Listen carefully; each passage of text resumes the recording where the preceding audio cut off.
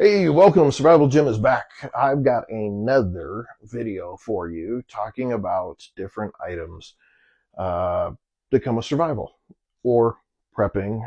Either way, I still count it as a good measure no matter what you're doing, where you are, or how you are. Just like having the bag that we covered last week. This week, we're going to cover a little bit of a subject that I think is going to hit home for some of you when you actually take a few moments to take a look at this.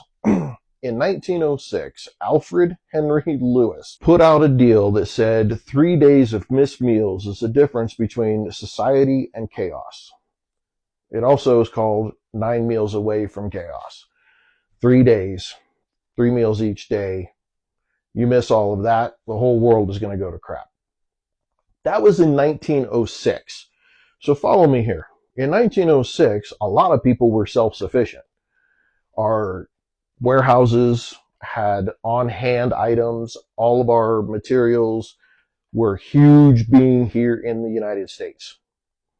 Now we are on a just-in-time system, meaning it goes from manufacturer to shipping to the shelves to you.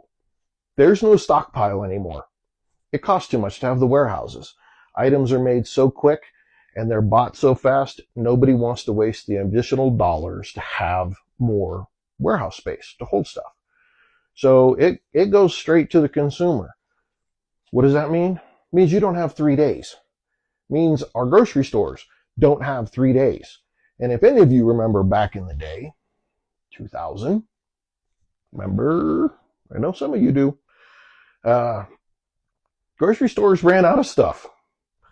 The dumbest thing was toilet paper. However, that's a prime example of just in time.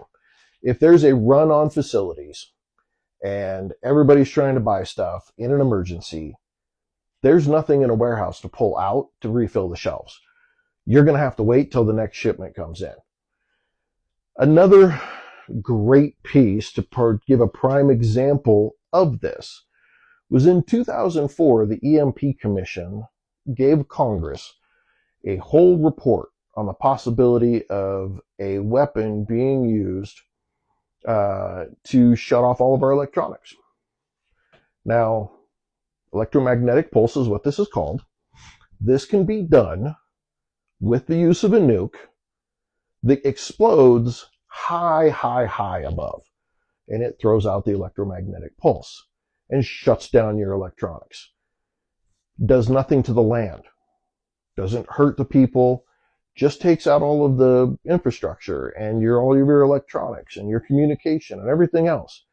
Well, you're not going to be able to use your credit cards. You're not going to be able to use your debit card. Your bank isn't going to work. None of that stuff is going to exist. So ordering something from somewhere else to bring it in just in time is not going to exist. So the first thing that's going to get run on in the first 3 days is going to be your grocery stores. And I know this specifically because as my kids were growing up, they would go to their friend's house and their friend's parents would be buying groceries for like 2 days.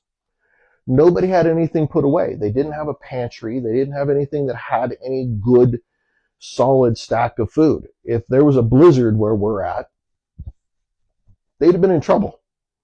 Now, this was 10 years ago that my kids were experiencing this when they went to go visit their friends.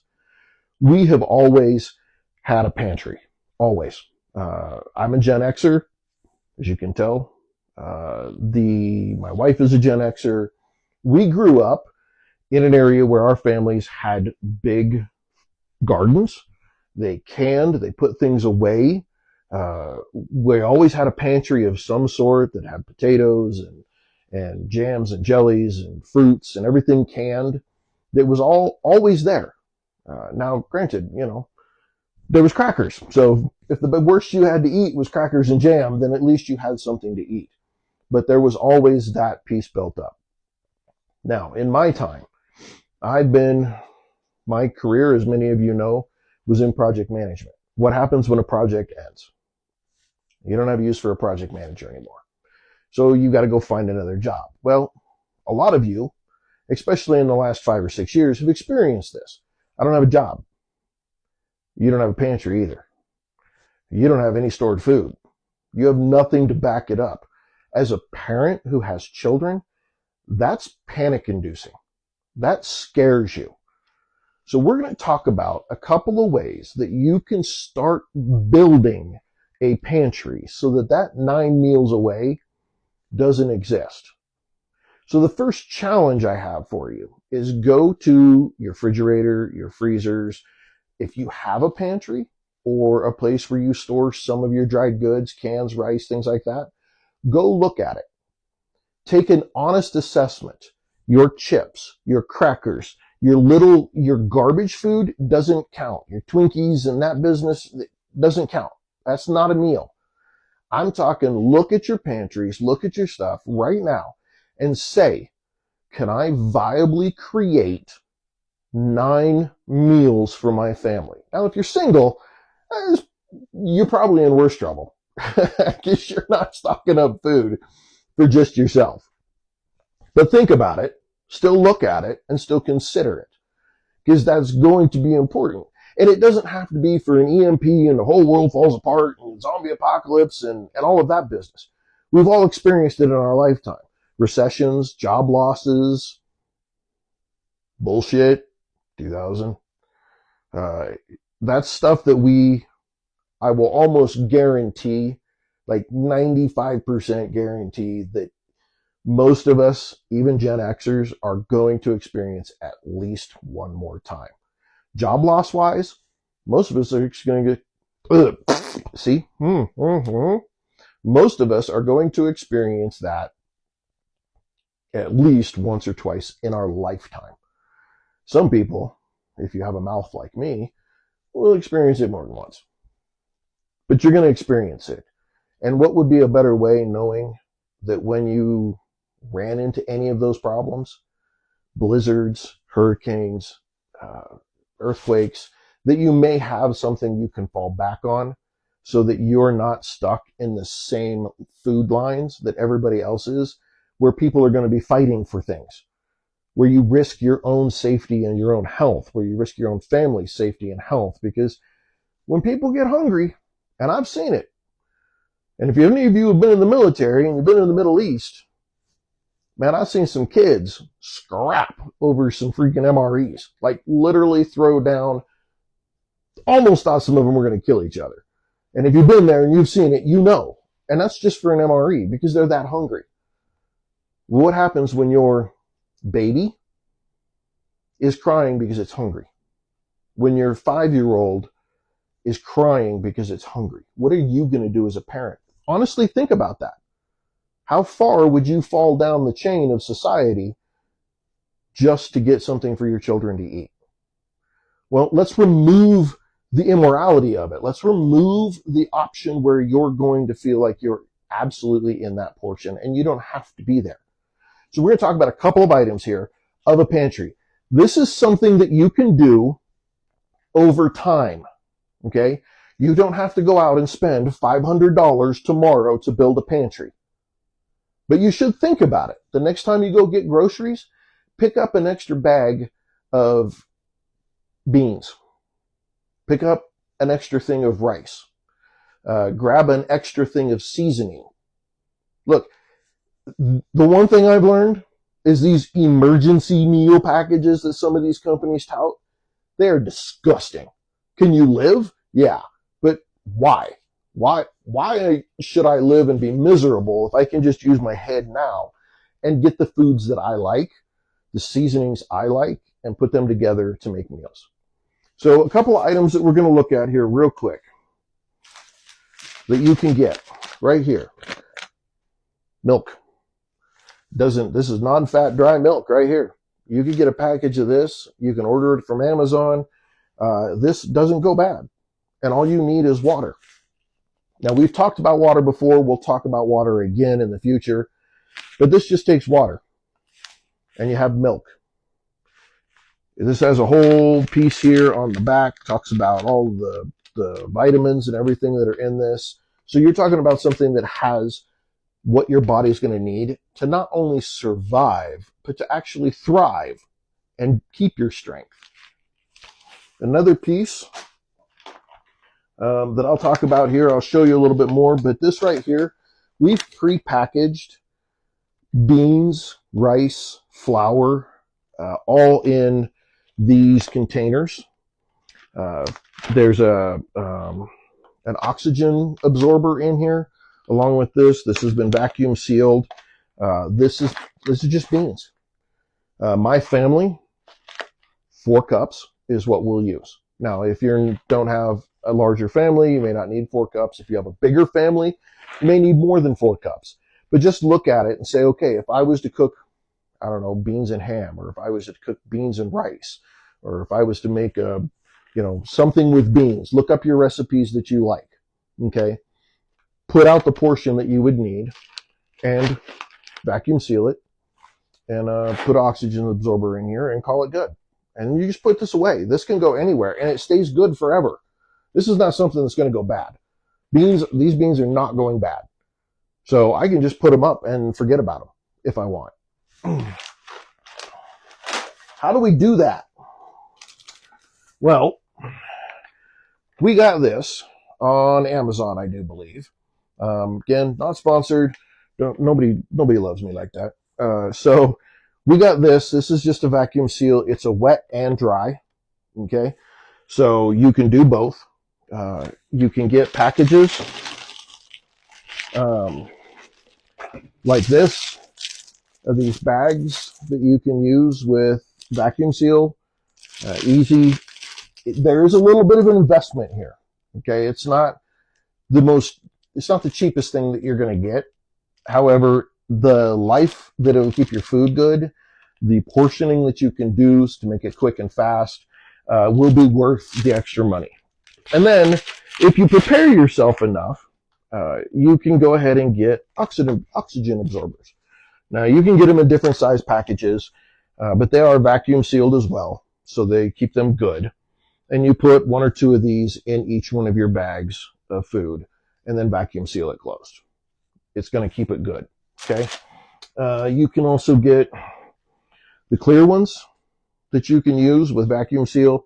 These take a little bit more because they're on a roll. So you have to heat and seal one end and then roll it out to the length that you want, cut it, and then put your stuff in there and then vacuum seal the other end.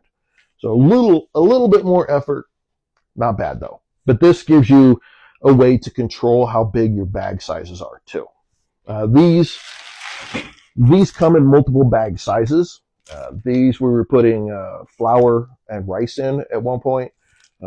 So they're good to use. You can cut them down to size. You can. These are really good because you can see what's inside of it as well if the writing on the outside wears off. We also have freeze-dried potatoes, 4 cups. So again, all you gotta do is have water, heat it up, drop them in there, you're good. We have quite a few of these. Quick, easy, fast, get your taters right along with like the milk. We did also with rice, 4 cups. Now you can use whatever rice you like, brown rice, long grain rice, it doesn't matter.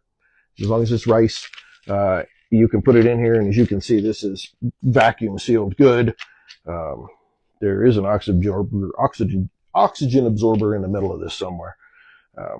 But yeah, right here, this right here, we actually did this back in October of 21. This is still good. There's nothing wrong with this rice. This rice will be good for 15 years or more. Another thing that we suggest is your cornmeal. Cornmeal.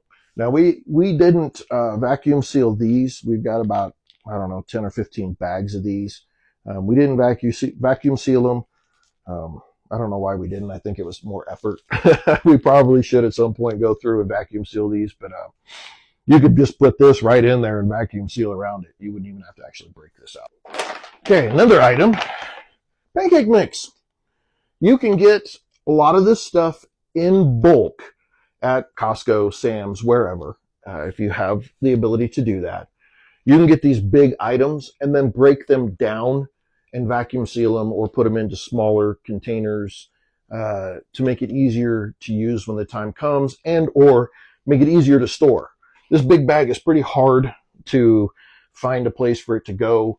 You can't stack it, can't really do a whole lot with it, but if I vacuum seal it and lay them all flat, then I can stack this whole thing up and it'll be about this high. And then I can put something on top of it if I need to. Easier to fit on a shelf. Pancake mix. And then consider Bisquick as well to make biscuits.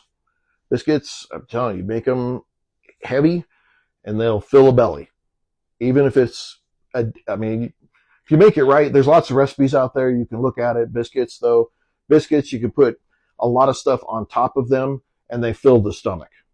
And what you're really after is to keep people from starving and feeling hungry. Because when people feel hungry, we all know that person, right? If you don't get them a meal in the next 30 minutes, they're going to freaking kill somebody or lose their mind or do something insane. You're trying to keep that from happening. The other piece is coffee. Now you can do instant coffee. I don't like the way instant coffee tastes, just me. It'll work in an emergency. But here's a little percolator. Something you're going to want to put in your supplies. If you never used a percolator, it's pretty easy. You put the water in the bottom, you put your coffee grounds in the top, you put it in there and you let it boil. The water boils up, gets the coffee grounds wet, and it drips all back down. And you can make coffee as light or as heavy as you want it to be with this. And you'll see the water percolate up through the top. You'll see it. So these are really good to have around. How many people are going to go crazy if they don't have a coffee in the morning? At least some kind of coffee. So you can do freeze-dried coffee. All you have to do is heat the water, put it in there, no big deal.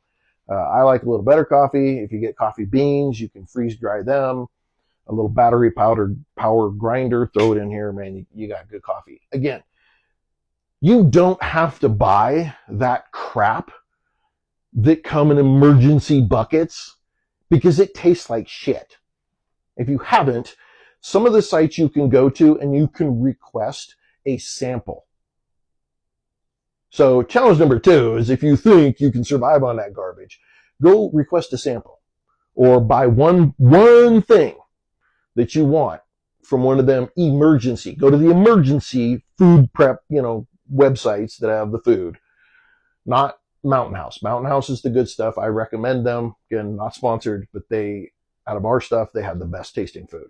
They're a little more expensive, but they have better tasting food. That other stuff is garbage. I wouldn't feed it to the dog. Okay? So don't suffer.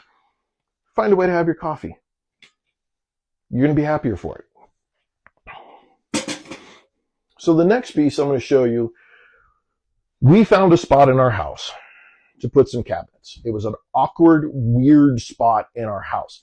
Everybody has one, whether it's an under the stairs, whether it's a hallway, whether it's a section of your basement if you have one.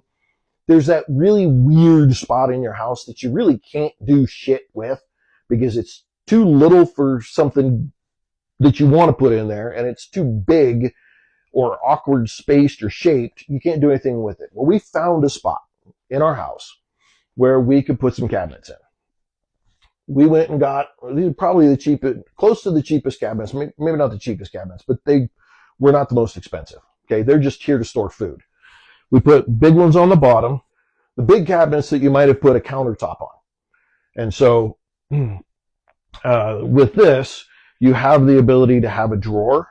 So we have drawers that we can lay foods down in, put seasonings down in, put some of the other stuff that we talked about last week that you might have in your backpack. Flashlights, small solar kit, maybe some extra batteries, something like that. You could put in the drawers, right? Then underneath, you've got big cabinets that you can put. We have whole totes underneath where we packed in the rice and the beans and sugar and flour and all of that kind of stuff. We put in totes. We packaged it all out, vacuum sealed it, and then put it in totes, and they fit underneath in these counters. That puts 2 layers of protection from any mice that you might get. If they can't smell it, they can't get to it, or you make it very hard to get to, you have a less likely of a chance of them actually getting into your food stores. So vacuum sealed and then put inside one of the good totes. Don't get those cheap garbage. Like we got Commander totes. You can get them at Lowe's. Most of the time they're on sale. I think you can get them we've seen them on sale at Sam's. You can get them for about $7.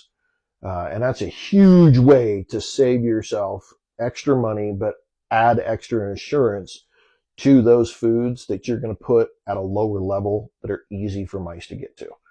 Now, we do pretty good down here in our basement of keeping the mice out. So we don't typically have a problem with that. If we do, we're immediately on it, putting traps out and everything else to protect. Well, mice are dirty, just to protect our own health, but also to make sure that they're not chewing blankets and our food. Another piece that we did here, and let's see, which camera are we on? Let's go ahead and twist just a little bit. But hang on, actually, right there. So up in these, because like I said, we have a weird spot you can't do anything with. So we got these short ones. Now these short ones work really good to put your stuff in. This is minced onion. We have granulated onion. We have baking powder. We have our vacuum sealed yeast up in here. We have poultry gravy, black pepper. We have some potatoes au gratin in here. That's last resort when we're really freaking hungry. We put in some sour cream and chive and some loaded baked potato. We have breadcrumbs. We've got a big thing of Hershey's cocoa. Like I say, you don't have to suffer if you think ahead. You don't have to get the government handout if something bad happens, because they're going to throw crap food and MREs at you. They're not going to give you the good food. They're going to give you the cheapest thing they can give you to fill your belly. Well, plan ahead just a little bit, and you can take care of yourself. So we've got cocoa. Then we've got some more stuff. Ladies and gentlemen, if you get the garbage, make sure you have your hot sauce. Because at worst case, you can cover up all the taste. And then we've got a big thing of organic cane sugar up here as well. That kind of stuff, we just keep it around. Now, all of this is what we call our rotating pantry. We have another small cabinet up at our kitchen that we have some of this stuff in. When we run out of it up there, we come down here and we get these items and take them upstairs. And when we come back with groceries, we put that stuff back down here so that we're always rotating and keeping our stuff moving along in a way that we don't risk spoilage. Even though most of the stuff that we're going through here is canned, freeze-dried, doesn't have a shelf life, you'll never kill hot sauce. All right, so I'm going to show you this cabinet here. Go ahead and rotate. Keep going. Keep going. Okay, right there. Here's fine. Okay, so this is one of our cabinets. Okay, and we have 1, 2, 3. We have 4 of these cabinets like this that have 3 shelves in them. I adjusted the shelves because the stock shelves, these pieces here are really weak. I don't care what shelf you buy. They're all crap.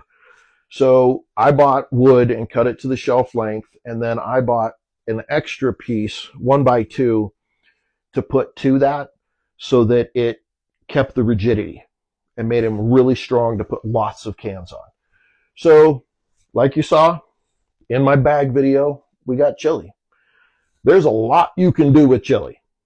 We're going to have some videos on foods that you can create with stuff that we have in our pantry, or that you can consider creating with stuff that maybe you have in yours. But chili. Our whole family likes olives, so we've got olives. Again, these are things that we like and we'll eat. Cream of chicken soup, cream of mushroom soup, baked beans, some other chili stuff, some tuna, some canned chicken, tea. That is easy. If you've never made easy tea, you just have to have water. You put the tea bags in it, usually a clear vase of something, a pitcher or whatever. Put the tea bags in it and you set it in the sun. It'll do it itself. Okay? All you gotta do is mix it up, maybe add some sugar or whatever later, and you've got flavor for your water. Again, you don't have to be miserable. Black beans. We got some corned beef hash. We got some ground beef. We got a whole bunch of other stuff in here. Some Spam, some chili beans that are in a can. We've got some dried beef. Basically, this is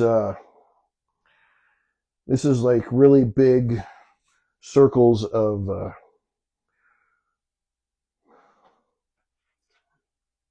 salami. Really big circles of salami right here. They're dried, so they're not going bad. And it's sealed. There's Vienna sausages in here. There's some pork. We do have some Spam, some canned ground beef, corned beef. You put in there what you're going to eat, okay? Don't put in something that you're not going to eat, all right? Yes, the Spam will probably be the last thing in this cabinet that we get to, but we'll eat it. You will too if you get hungry enough. But put things in there you're going to eat. We have one of these that has canned vegetables in it. Peas, carrots, mixed beans, green beans. Again, get the things that you're going to eat. You don't have to be miserable. People, they're like, oh, I need to have emergency food. And they go buy this in a bucket garbage emergency food. And it tastes horrible. Yes, you can survive on it. But if you have just a little shelf space, okay, just enough to put these 3 cabinets in, okay, it doesn't have to be big, or a closet that you can put some shelving in, whether you do it yourself or whether you buy a shelving unit that maybe fits in there. Find a spot and start building piece at a time. You go to the grocery store. Oh, hey, I'm going to get an extra can of chili. We eat this stuff. That's pretty good. I'm going to get an extra can. I'm going to put it in there. We have big bags of salt, because if it really comes down to it and we're actually having to hunt or do something like that, we can use the salt to preserve the meat. At the same time, if for some stupid reason it goes insane, you can trade salt.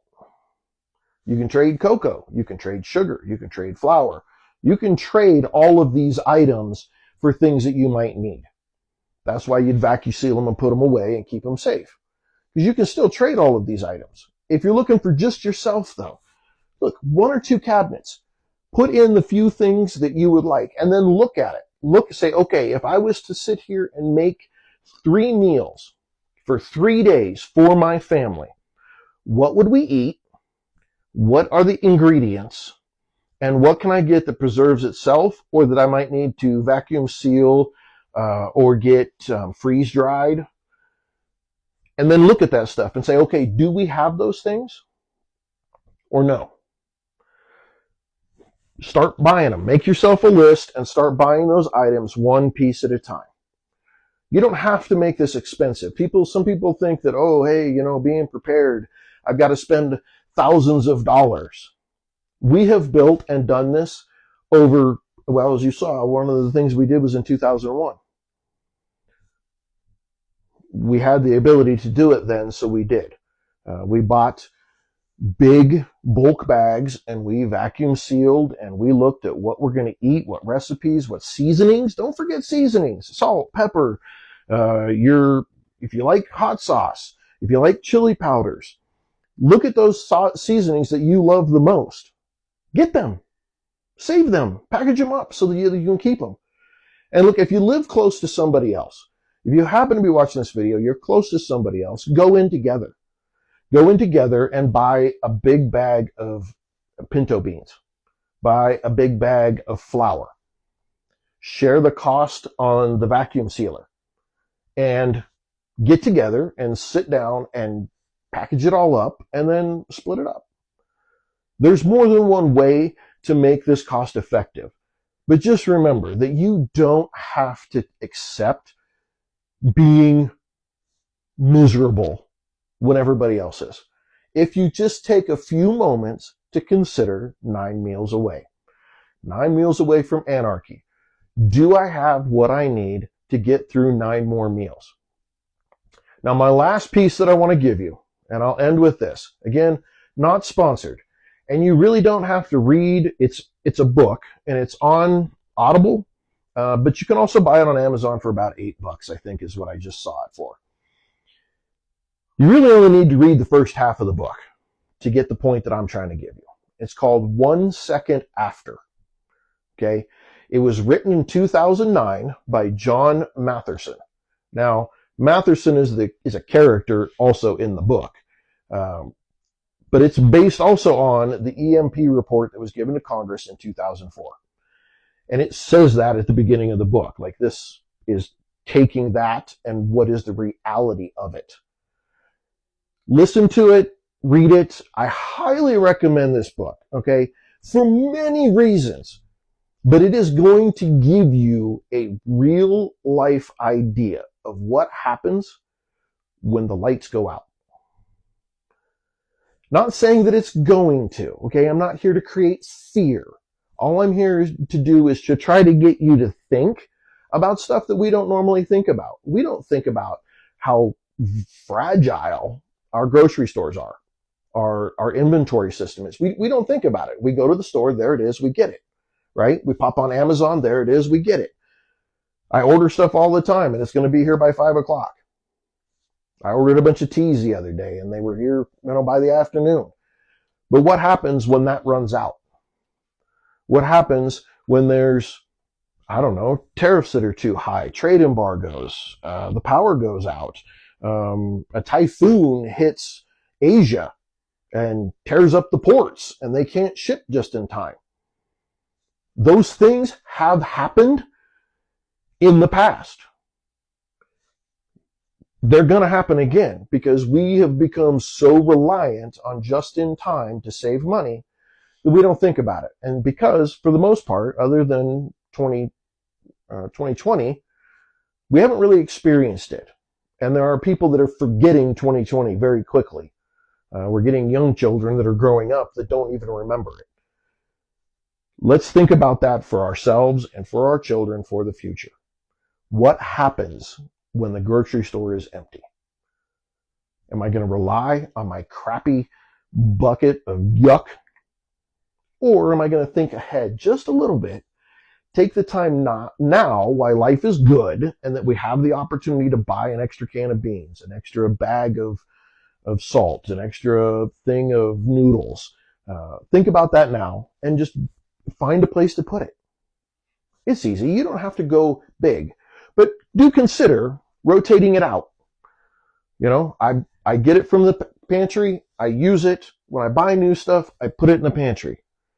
That way, you're keeping it rotating and you're not worried about shelf life. You're less worried about it expiring, and you've always got newer stuff down there.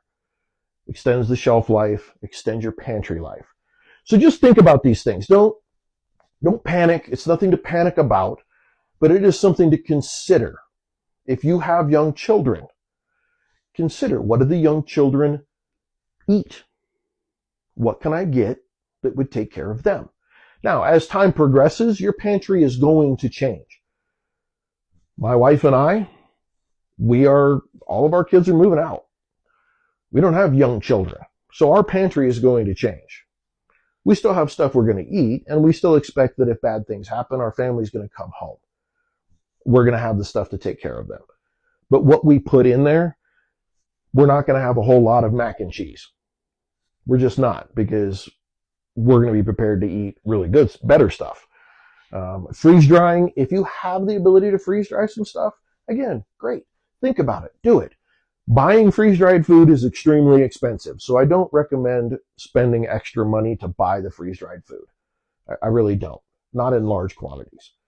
But this video is simply to get your wheels turning just a little bit and go look at your pantries. Go look at your fridge. Go look at your stuff and say, what do I have?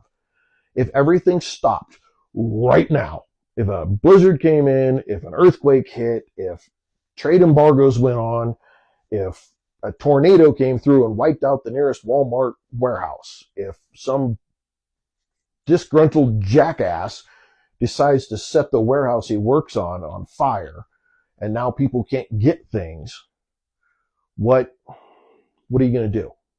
Do you have the things that you need? Do you have them now? Go look. Take the time. Go take 5 minutes. Challenge you 5 minutes. 5 minutes, go look at your pantries, go look at your stuff and say, can I make 9 meals out of what I've got right here?